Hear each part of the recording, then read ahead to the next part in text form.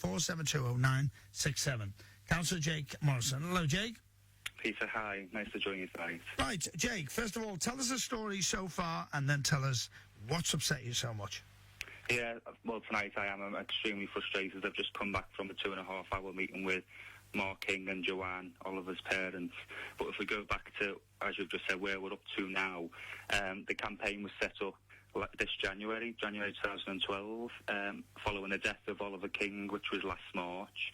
He sadly and tragically died at King David High School while at a swimming lesson of sudden arrhythmic death syndrome, which kills 12 young people every week. And we've been campaigning to get defibrillators into public buildings. We made an announcement in September. We came on your show to discuss it, which was that all Liverpool 122 primary schools were to get this life-saving equipment. We've got many people backing us, including the 2 Premiership football clubs in Liverpool and Everton, Liverpool PCT with the NHS, and we've had national support from the likes of Andy Burnham and Stephen Twigg. Where we're up to tonight is that we launched a petition in February, and again, I've been on your show numerous times this year to discuss it, trying to get people to sign the petition. And in September, Andrew Lansley, who is the leader of the House of Commons, announced that he wanted to bring more faith and confidence in the petition system and then into the government. And tonight has left us feeling more disillusioned with the government than we've ever been in the past. And that's come from Mark and Joanne tonight, Oliver's parents. The response, the action that the government took in September was that they were going to lower the limit to 10,000 signatures to get a response. And we've got 23,000 signatures. Now, the date today is the 21st of November, so we've waited since the first week of September for a response. Now, we were under the impression that it was going to be a good response. We've waited. Out of the top 20 petitions that were getting a response, we have waited. We're one of the last to receive it out of the 20. The 2 that haven't been responded to, we're getting that tonight. So we looked at the response, and the response is absolutely nothing new. It's 6 paragraphs of a political answer, which is, I suppose, what we expected. But we're in a situation now where the government are going to take no action at all. They are saying that there's already a defibrillator programme operating in the United Kingdom where the ambulance services, they pass out defibrillators to areas that they feel are most appropriate. And then they replied to our point about screening, which is that it's being reviewed as it normally is every 3 years, and that will be reviewed next year, and we will have our chance to input into that. So we're into the petition 11 months on, and we haven't got anywhere at all. What we called for was legislation in the United Kingdom so that every single public building will have a defibrillator, and we've had no response to that. They haven't even answered basically the question that we've put to them, that 23,000 people have supported. So where we're at is they're saying, OK, well, defibrillators are being handed out. Now, the problem we've got with that is if someone has a cardiac arrest in the city centre on Dale Street, where is the nearest defibrillator? I wouldn't know. Other people won't know, because you're not expected to know each building has got a defibrillator. The whole point of having legislation was that every single public building in the UK, like they have first aid boxes, we're going to have defibrillators. So we are now left with 79 days to get to 100,000 signatures to qualify us for a debate in the House of Commons.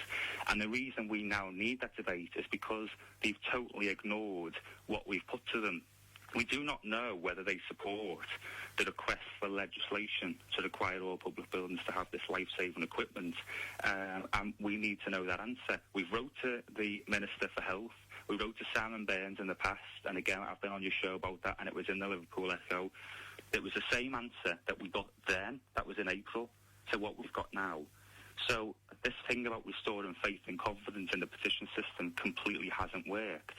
So we are now in a position, we've got 79 days, we now need 73,000 signatures to get a response to the petition. That's going to be 79 days, including the Christmas period, including January, and the first week of February that this expires. So we're going to have a tough 79 days convincing people that what we are calling for is absolutely appropriate. It's needed. It will save lives. Hopefully it will save 12 young people every single week, but also adults, pensioners who also suffer cardiac arrests. Hopefully it will save them. But we have got a job over the 79 days to absolutely convince people that defibrillators are safe and absolutely easy to use. And it's not going to be an easy job, because we've tried it over the past 11 months. We've worked very, very solidly, and now we're going to have to put all our energy into these last 79 days. Jake, the Walton Youth Project have been on and said, why aren't people signing this petition? It's interesting, you know, we had this same discussion. I remember people coming on about the Hillsborough petition.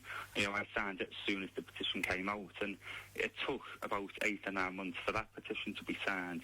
And, you know, the Hillsborough families absolutely deserved justice after all those years, and there was a massive campaign behind that, and people still never signed it. My personal belief about people not signing the Oliver King Foundation petition is, as much as they believe us and as much as they may support the campaign and support Oliver King's parents, they have this fear within that someone is going to suffer by the use of a defibrillator, or that they're going to be too scared to ever use it. And that we need to take that away. And it's not easy to do, because we can't go round 100,000 people and show them how easy the defibrillators are.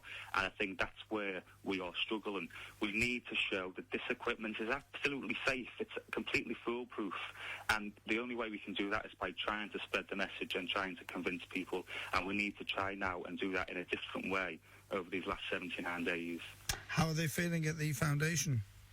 Well, as I said, I've come back from 2.5 hours with Mark King and Joanne, Oliver's mother and father, and they're completely disillusioned.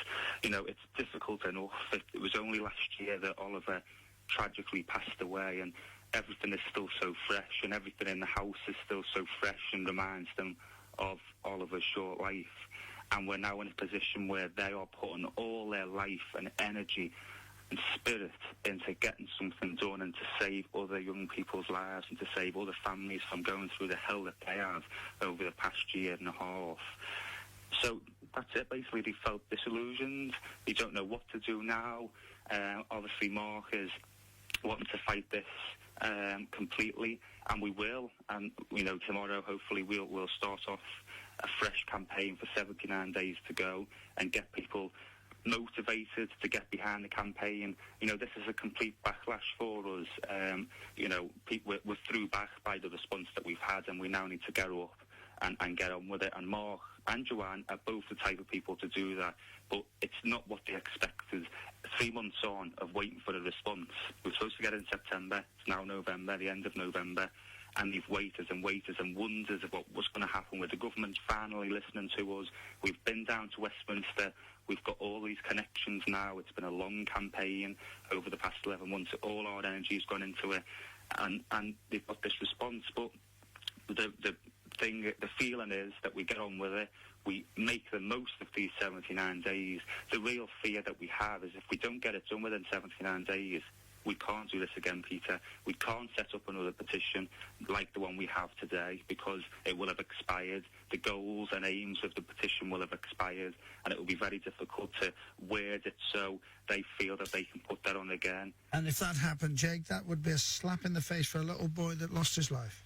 Absolutely. A little boy who could have been saved by such easy equipment. And that's, as I said, this is going to be our goal now for these last 79 days. Show people that this equipment is absolutely safe. Other countries have this mandatory. We've spoke to Andy Burnham about this. We've spoke to other people. We've got Zafar Iqbal.